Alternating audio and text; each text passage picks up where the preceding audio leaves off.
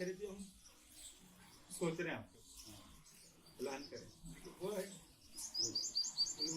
पहली थॉट।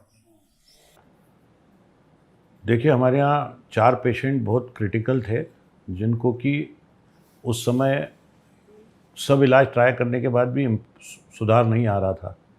उसमें एक थी प्रियल जैन, एक कपिल भल्ला, एक स्वप्निल जैन और एक आशीष जैन। ये चारों पेशेंटों को हमने सब ट्रीटमेंट करने के बाद भी इनके एक्सरे में बड़ी ख़राबी थी, इनकी ऑक्सीजन की रिक्वायरमेंट बढ़ती ही जा रही थी।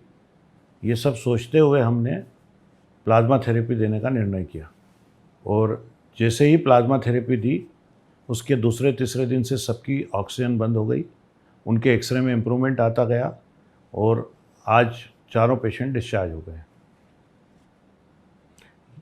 ये जो पेशेंट इससे ठीक होके 2 बार नेगेटिव होके घर चले जाते हैं उनको 14 दिन तक तो क्वारंटाइन रखते हैं। 14 दिन के बाद में उनकी कुछ टेस्ट की जाती है, उस टेस्ट के आधार पर डिसीजन लिया जा सकता है कि इनके शरीर में वो एंटीबॉडीज़ बन गई हैं जो उस वायरस को किल कर सकती है। तो उसका प्लाज्मा निकालने के लिए एक मशीन होती है जिसके मशीन के थ्रू ब्लड सर्कुलेट होता है, तो जो सेल्स होते हैं वो तो उनके शरीर में वापस चले जाते हैं और प्लाज्मा जो रहता है वो हम काम में ले लेते हैं। वो प्लाज्मा इन पेशेंटों को दिया जाता है। इसमें प्रॉपर क्रॉस मैचिंग, आईसीएमआर के सब नॉर्म्स, कौन फिट होता है कौन अनफिट है, किसको यूज़ कर सकते हैं किसको नहीं कर सकते, ये सब का बहुत प्रिकॉशन लेकर काम किया जाता है। देखिए, इसको इस रूप में देखा जाए कि कोरोना वायरस से जो बीमारी हो रही है इसको कोई सा भी ट्रीटमेंट, वो आप कोई से भी प्रोटोकॉल फॉलो कर लो, रोज़ डे बाय डे और एम्स वाले लोग, day by day government of India, day by day state government, सब अपने protocol day by day change करते जा रहे हैं। तो कोई भी ठोस निर्णय पे नहीं पहुंच पा रहा है कि कौन सा इलाज किस पेशेंट में कैसे किया जाए। सब लोग इसको ट्रायल के रूप में ही उपयोग कर रहे हैं हर इलाज को। प्लाज्मा यूज़ होने की प्रक्रिया कई सालों से हम लोग लीवर की डिसीज़ में, बोन मेरो ट्रांसप्लांट में, स्टेम सेल में कई बार यूज़ करते रहे हैं। तो इस तरह का उपयोग विदेशों में भी हुआ है, इंडिया में भी 2-4 पेशेंट में दिल्ली में भी हुआ है और अच्छे रिजल्ट मिले हैं।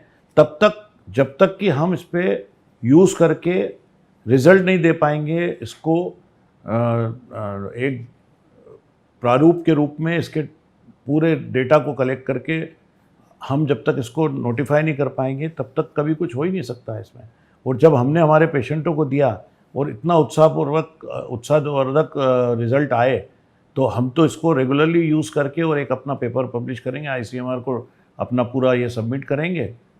और ऐसा अपने देश में कम होता है बट अब शुरू हुआ है तो अच्छी बात है। और हमारे हाँ, सब बिल्कुल पूरे नॉर्म्स पूरे किए हैं, परमिशंस के नॉर्म्स पूरे किए हैं, ड्रग कंट्रोलर की तरफ से सब चीज़ की परमिशन है।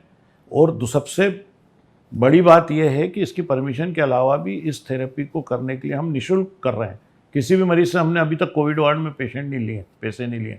700 हमने अभी तक 720 पेशेंट कोविड में वार्ड में भर्ती किए हैं, 336 लोगों को डिस्चार्ज कर चुके हैं, 15 लोग खुद चलकर आए हैं अपना प्लाज्मा देने के लिए, आज 2 को और लगेगा। ऐसा रेगुलर प्रोसेस चलता रहेगा। खूब उत्सुक है, खूब।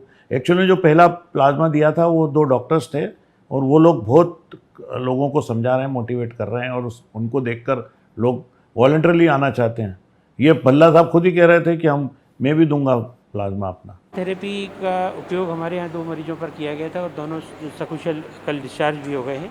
ये थेरेपी एक मान्य थेरेपी है और इसका प्रयोग कई जगह पे किया जा रहा है। सेम्स मेडिकल कॉलेज में भी इसका प्रयोग किया गया, मेडिकल कॉलेज में भी शीघ्र ही इसका प्रयोग किया जाएगा। और जिस तरह से इन 2 मरीजों को लाभ मिला है, उम्मीद है कि आगे भी मरीजों के लाभ के लिए एक प्रक्रिया अपनाई जाएगी।